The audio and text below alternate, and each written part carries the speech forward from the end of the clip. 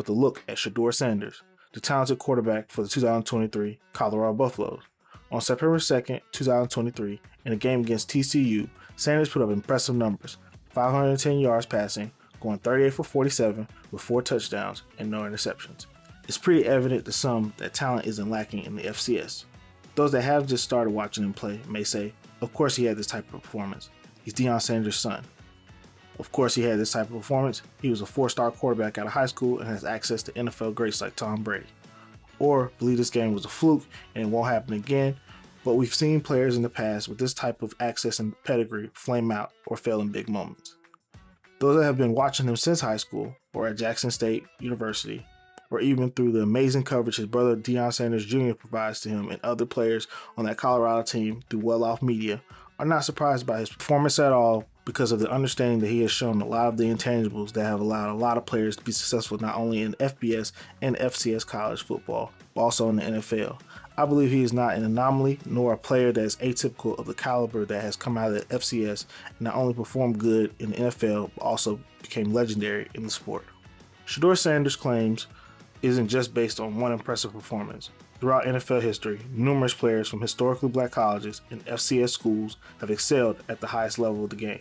Legends like Jerry Rice, Walter Payton, Michael Strahan, Robert Mathis, and Steve McNair all hailed from FCS schools and made a lasting impact in the NFL. Even within recent years, several proven talents have come from these type of schools, like Randy Moss, came out of Marshall University in 1998 and became legendary. Joe Flacco came from the University of Delaware in 2008 and won a Super Bowl with the Ravens in 2012. And Tony Romo came from Eastern Illinois University in 2003 and went on to be the longtime starter QB for the Dallas Cowboys. So there's plenty of talent in the FCS ranks. It just has to be found as well as perceived in a different light than what has been shown as of late. And let's talk about the perception versus reality when it comes to FCS schools. Shedeur's statement challenges a pervasive perception that there's less talent in FCS schools compared to the FBS institutions. But is this perception accurate? Not necessarily. One reason for this perception is that FCS schools receive less media coverage and their games are less frequently televised. As a result, many fans are less familiar with FCS players and teams. Shedeur Sanders highlights a critical difference between FCS and FBS schools, the offense and defensive line talent. It's true that FBS schools typically have more size and depth in this position. This disparity can affect overall team performance and contribute to the perception gap. This fact is very distinctly shown each season when small FCS schools are handpicked by the upper echelon FBS schools like the Alabama and USC's of the world as essentially confidence booster opponents to help fine-tune their teams in order to prepare for what is perceived as the bigger games of the college football season. If we closely analyze a lot of these games, we notice that almost all of them end in lopsided blowout wins for the FBS school. But why is that? Based on my observations and those of coaches like Coach Primetime, most skill position players for FCS schools can compete with those perceived upper echelon players. This is especially apparent when you watch the first quarter of those games. The games usually start to get out of hand the longer the game goes on because of the clear disadvantage in size and power players on both sides of the line for the FBS schools have over FCS schools. If you were to play a game of 7-on-7 without any linemen, you will more than likely notice that there isn't much of a difference at all. This is most likely the perspective that those like Shedeur have on this particular topic. So now, we should be asking the question, how do you address bridging the gap in talent perception? To bridge this gap in perception, several steps can be taken.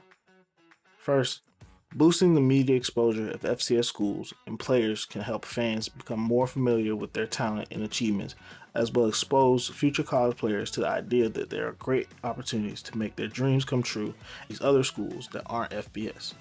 The second step is to provide more scouting opportunities. NFL scouts and talent evaluators should give equal attention to FCS prospects during the draft process. Talent can be found everywhere, not just in FBS. The percentage of college players that make it to the NFL is incredibly low. In fact, it's just 1.6% of college players will become a professional in the NFL.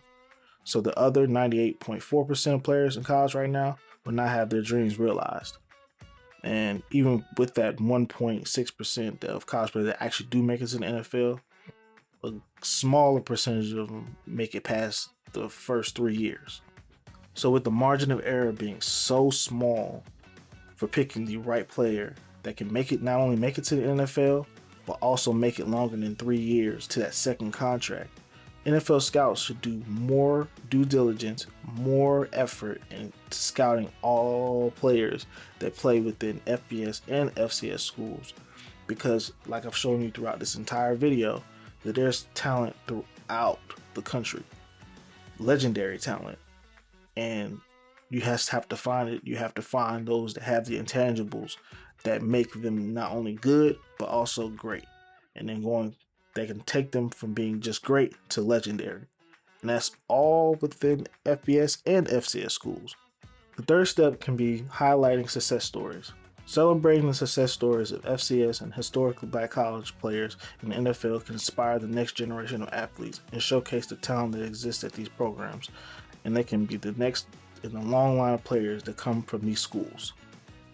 So, in conclusion, is Shedeur Sanders correct? Is there really no significant difference between FBS and FCS schools except for O-line and D-line talent?